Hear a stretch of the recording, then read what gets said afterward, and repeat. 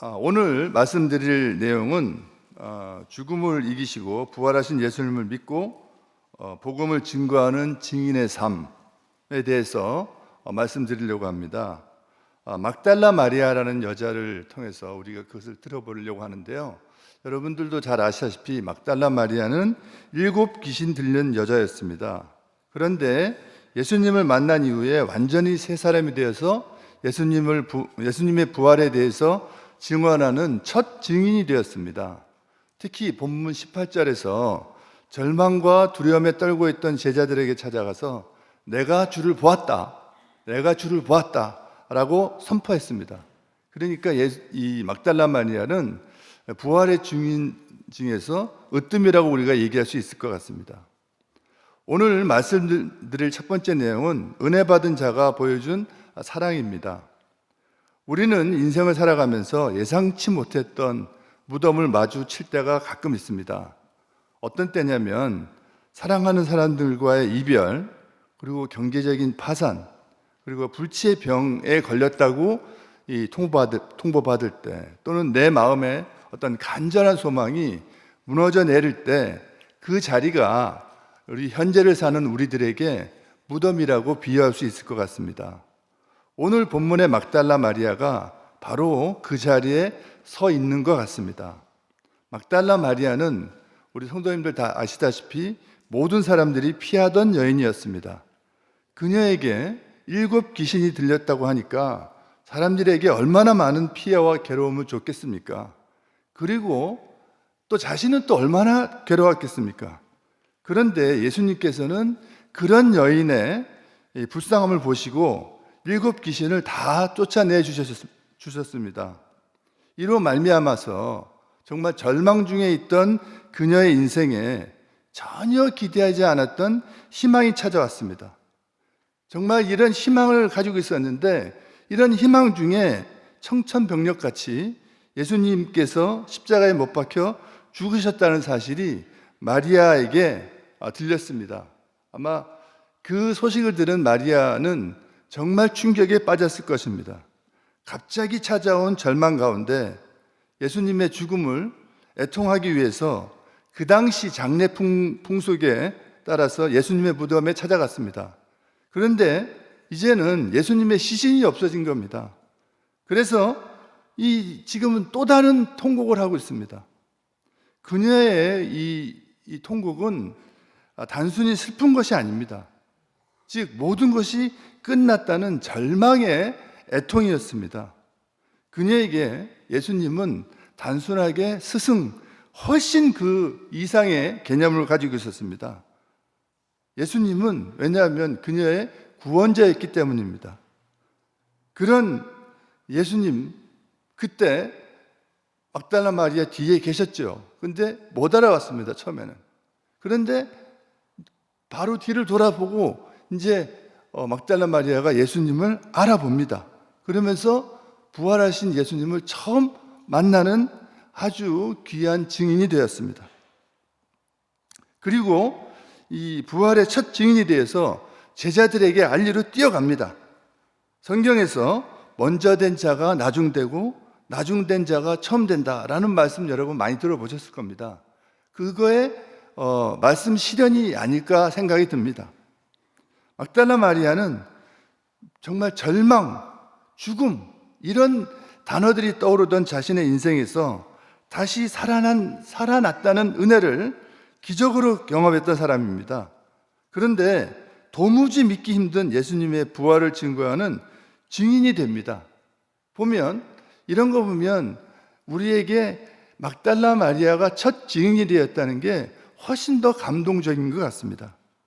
절망과 두려움에 빠져서 당시 장례 풍습을 깡그리 무시하고 무덤에조차 찾아오지 않았던 이 제자들보다 막달라 마리아가 보여준 예수님을 향한 사랑의 깊이가 훨씬 깊어 보입니다.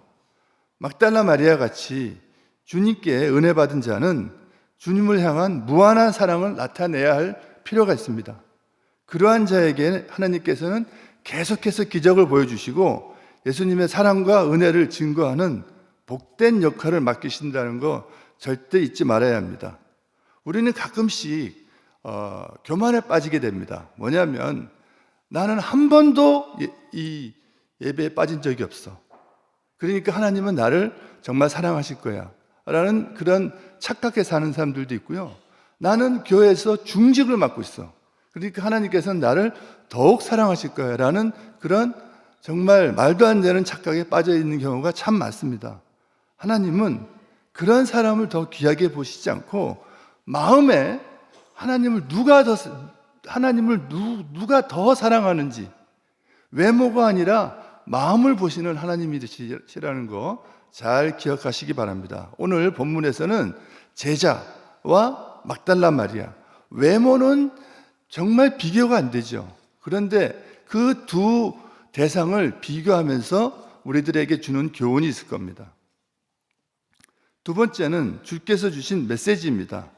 막달라 마리아는 제자들에게 자신이 본 예수님을 본 것을 말했고, 또 부활하신 예수님께서 자기에게 전하라고 말씀하시는 것을 전했습니다. 본문 17절 중반에서 18절까지 한번 읽어보겠습니다.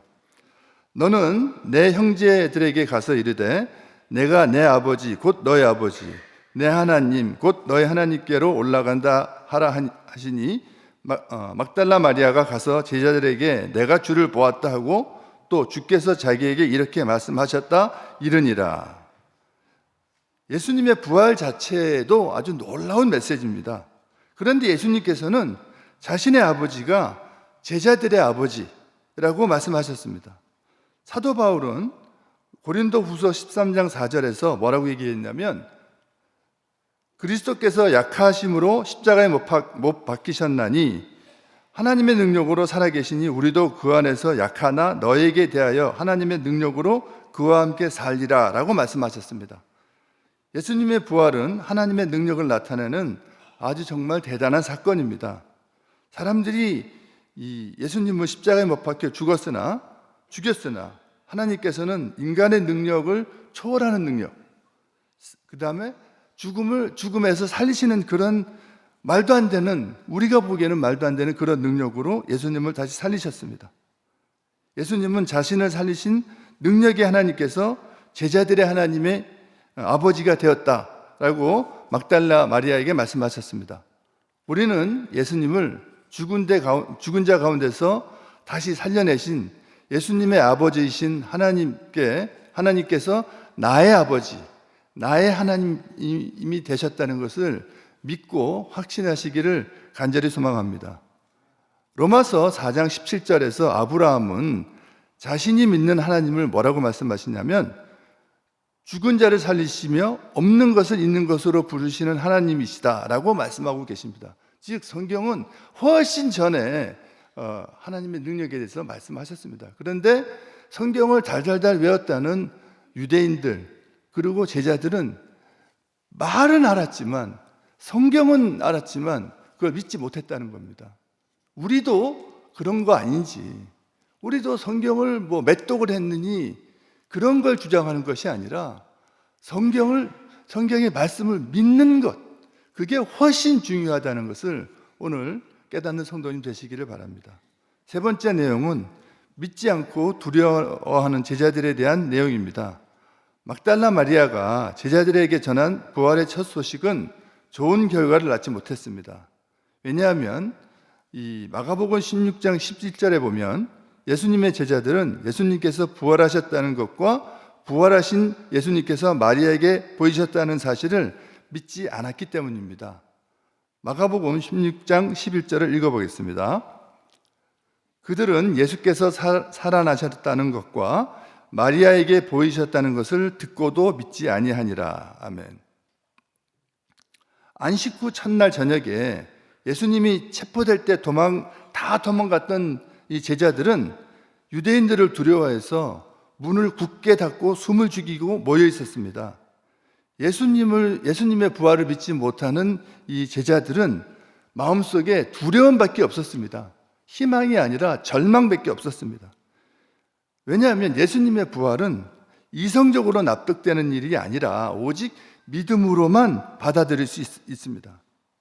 그들도 부활이라는 단어를 알았지만 그것이 예수님에게서, 나의 이 스승이신 예수님께 나타나리라고는 전혀 생각조차도 못했다는 겁니다. 즉 예수님을 예수님으로 믿지 못했다는 거죠.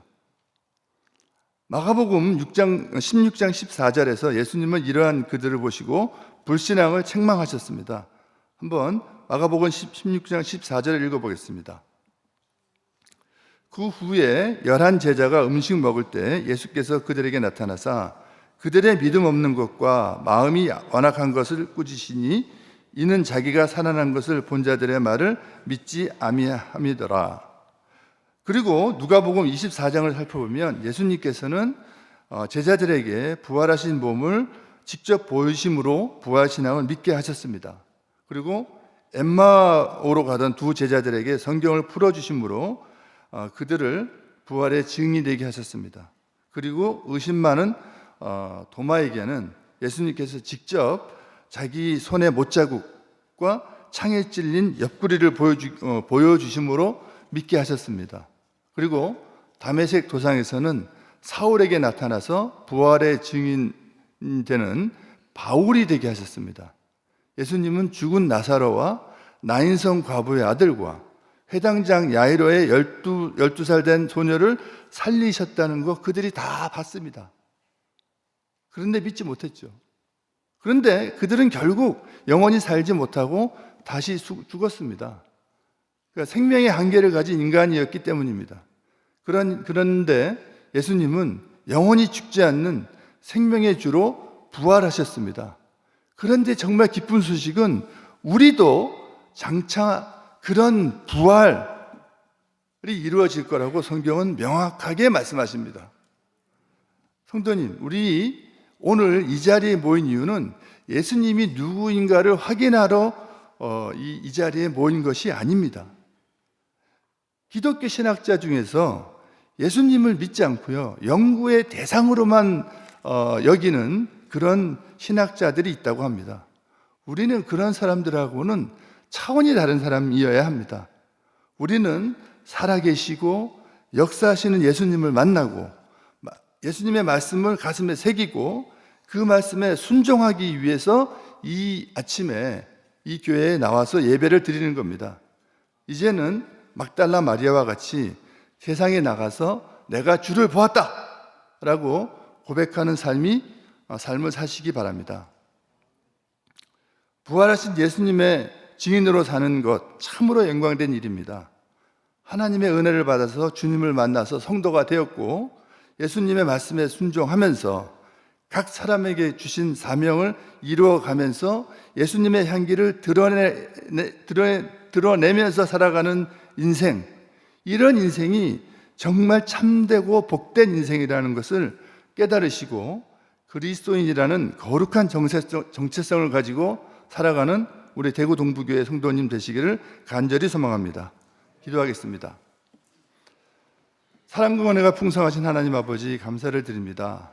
부족하고 어리석은 종에게 말씀을 전하게 하시니 감사합니다. 우리 모두가 하나님께서 저희들에게 주신 부활의 말씀을 소홀히 여기지 않고 정말 이 말씀을 우리 가슴판에 새기는 귀한 시간 될 수 있도록 도와주시옵소서. 우리 대구 동부교회 성도들이, 아니 우리 믿는 모든 자가 내가 주를 보았다라고 증거하는 마리아와 같이 부활의 증인으로서 살아가며 하나님이 원하시는 믿음의 공동체를 만들어 가도록 도와주시옵소서. 하나님 아버지, 오늘 대구 동부교회에서 드려지는 모든 예배들에 함께하여 주셔서 우리가 풍성한 은혜를 누리게 하여 주시고 우리 모두가 부활을 증거하며 하나님의 영광을 드러내는 자로 살아갈 수 있도록 축복하여 주시기를 간절히 소망하오며 감사를 드리며 예수님의 이름으로 기도드립니다. 아멘. 헌금은 11조와 감사헌금, 주일헌금, 부활절 감사헌금을 다 같이 함께 드리겠습니다.